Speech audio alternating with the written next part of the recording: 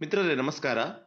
ನಾವೀಗ ಪ್ರತಿಯೊಬ್ಬ ಸರ್ಕಾರಿ ನೌಕರನು ಹೇಗೆ HRMSನಲ್ಲಿ ಸ್ಯಾಲರಿ ಸ್ಲಿಪ್ಪನ್ನು ಡೌನ್ಲೋಡ್ ಮಾಡ್ಕೊಳ್ಬಹುದು. ಇದು ಯಾವುದೇ ರೀತಿ ಬೇರೆ ಬೇರೆ ಏನು ಡಿಪಾರ್ಟ್ಮೆಂಟ್ ಹೆಡ್ ಹತ್ರ ಕೇಳೋ ಅವಶ್ಯಕತೆ ಇರೋದಿಲ್ಲ.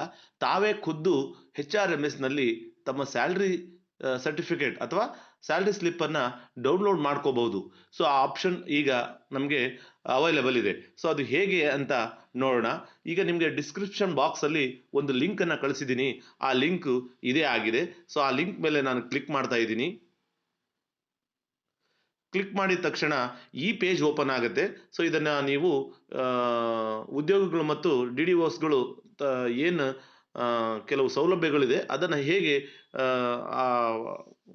ಅದನ್ನು ಸದುಪಯೋಗ ಪಡಿಸ್ಕೊಳ್ಬಹುದು ಅನ್ನೋವಂಥದ್ರ ಕುರಿತು ಪ್ರಧಾನಮಂತ್ರಿ ಸುರಕ್ಷಾ ಭೀಮಾ ಯೋಜನೆ ಮತ್ತು ಪ್ರಧಾನಮಂತ್ರಿ ಜೀವನ್ ಜ್ಯೋತಿ ಭೀಮಾ ಯೋಜನೆ, ಸೊ ಈ ಥರದ್ದು ಬೇರೆ ಬೇರೆ ಯೋಜನೆಗಳಿದ್ದಾವೆ. ಅದನ್ನು ನೀವು ಓದ್ಕೋಬಹುದು. ಓದ್ಕೊಂಡಿದ್ದಾದಮೇಲೆ ಕೆಳಗಡೆ ಲಾಸ್ಟಲ್ಲಿ ಈ ಕಡೆ ಮೂಲೆಯಲ್ಲಿ ರೈಟ್ ಸೈಡಲ್ಲಿ ಕ್ಲೋಸ್ ಅಂತ ಇದೆ, ಕ್ಲೋಸ್ ಮಾಡಿ.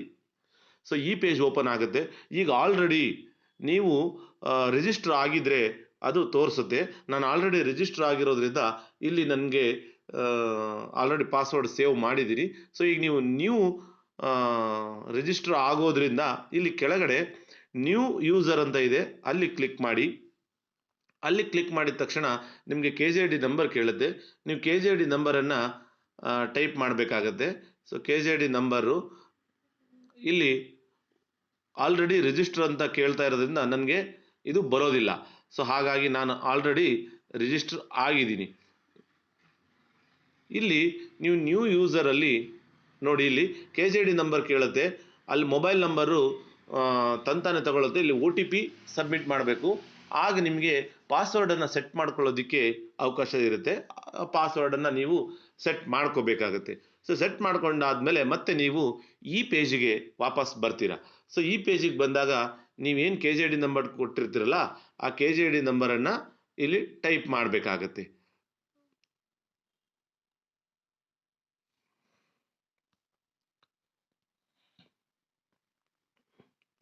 ಸೊ KJD ನಂಬರು ಮತ್ತು ಅದಕ್ಕೆ ತಕ್ಕಂತಹ ಪಾಸ್ವರ್ಡು ಕೇಳಿರುತ್ತೆ. ಸೊ ಇಲ್ಲಿ ನಿಮಗೆ ಇದನ್ನು ಒತ್ತಿದ ತಕ್ಷಣವೇ ನಿಮ್ಮ ಮೊಬೈಲಿಗೆ ಒಂದು OTP ಬರುತ್ತೆ. ಏನು ನೀವು KJDನಲ್ಲಿ ನಿಮ್ಮ ಪರ್ಮನೆಂಟ್ ಮೊಬೈಲ್ ನಂಬರ್ ಏನಿರುತ್ತಲ್ಲ ಸೊ ಅದು ಬರುತ್ತೆ. ಅದಕ್ಕೆ OTP ಬರುತ್ತೆ. ಆ OTPಯನ್ನು ನೀವು ಅಲ್ಲಿ ಎಂಟ್ರ್ ಮಾಡಬೇಕಾಗತ್ತೆ.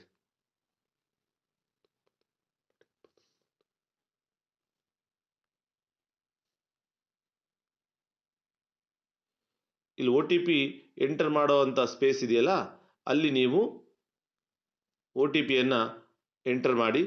ನಂತರ ಇಲ್ಲಿ ಕ್ಯಾಪ್ಚಾ ಕೊಟ್ಟಿದ್ದಾರೆ ನೋಡಿ, ಈ ಕ್ಯಾಪ್ಚಾವನ್ನು ನೀವು ಟೈಪ್ ಮಾಡಬೇಕಾಗತ್ತೆ.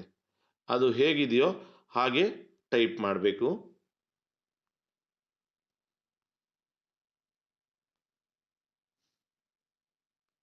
ಆಮೇಲೆ ಲಾಗಿನ್ ಕೊಡಿ. ನಿಮಗೆ HRMS ಪೇಜು ಓಪನ್ ಆಗುತ್ತೆ. ನಿಮ್ಮ ಡೀಟೇಲ್ಸು, ನಿಮ್ಮದು ಏನು ಮೂಲ ವೇತನ ಅವೆಲ್ಲವೂ ಕೂಡ ಇಲ್ಲಿ ಸೇರ್ಪಡೆ ಆಗಿರುತ್ತೆ. ಸೊ ಈಗ ನೀವು ಇಲ್ಲಿ ಬನ್ನಿ. ಇಲ್ಲಿ ಪೇ ಸ್ಲಿಪ್ ಅಂತ ಇದೆ ನೋಡಿ, ರೈಟ್ ಸೈಡಲ್ಲಿ ಮೊದಲನೇದು ಡ್ಯಾಶ್ ಬೋರ್ಡು ಕೆಳಗಡೆ ಪೇ ಸ್ಲಿಪ್ ಅಂತ ಇದೆ. ಸೊ ಪೇ ಸ್ಲಿಪ್ಪನ್ನು ನೀವು ಕ್ಲಿಕ್ ಮಾಡಿದರೆ ಇಲ್ಲಿ ತಿಂಗಳು ಕೇಳ್ತಾ ಇದೆ. ನೀವು ಯಾವ ತಿಂಗಳದ್ದು ಬೇಕಾದರೂ ನೀವು ಡೌನ್ಲೋಡ್ ಮಾಡ್ಕೋಬಹುದು. ಸೊ ಇದನ್ನು ನೀವು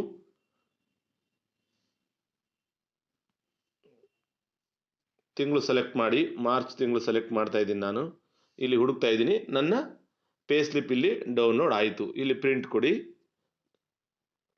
ನಿಮ್ಮ ಪ್ರಿಂಟಿಗೆ ಹೋಗುತ್ತದು. ನೀವು ಬೇಕಿದ್ರೆ ಅದನ್ನು ಪ್ರಿಂಟ್ ತಗೋಬೋದು.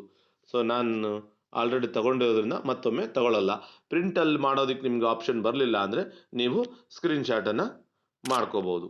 ಸೊ ಇದು ನಾವು ವೈಯಕ್ತಿಕವಾಗಿ ಹೇಗೆ ಪೇ ಸ್ಲಿಪ್ಪನ್ನು ಡೌನ್ಲೋಡ್ ಮಾಡ್ಕೊಳ್ಳೋದು ಅನ್ನೋದ್ರ ಕುರಿತು ಮಾಹಿತಿ ಇದಾಗಿದೆ. ಸೊ ಈ ಕುರಿತು ನಿಮ್ಗೇನಾದರೂ ಡೌಟ್ಸ್ಗಳಿದ್ರೆ ಕಮೆಂಟ್ ಸೆಕ್ಷನ್ನಲ್ಲಿ ನೀವು ಅದನ್ನು ಮೆನ್ಷನ್ ಮಾಡಿ. ಅದಕ್ಕೆ ನಾನು ನಿಮಗೆ ತಕ್ಷಣವೇ ರಿಪ್ಲೈ ಮಾಡ್ತೀನಿ. ಸೊ ಈ ಮಾಹಿತಿ ಇಷ್ಟವಾಗಿದ್ದರೆ ಲೈಕ್ ಮಾಡಿ, ಶೇರ್ ಮಾಡಿ, ಸಬ್ಸ್ಕ್ರೈಬ್ ಮಾಡೋದನ್ನು ಮಾತ್ರ ಮರಿಬೇಡಿ. Thank you.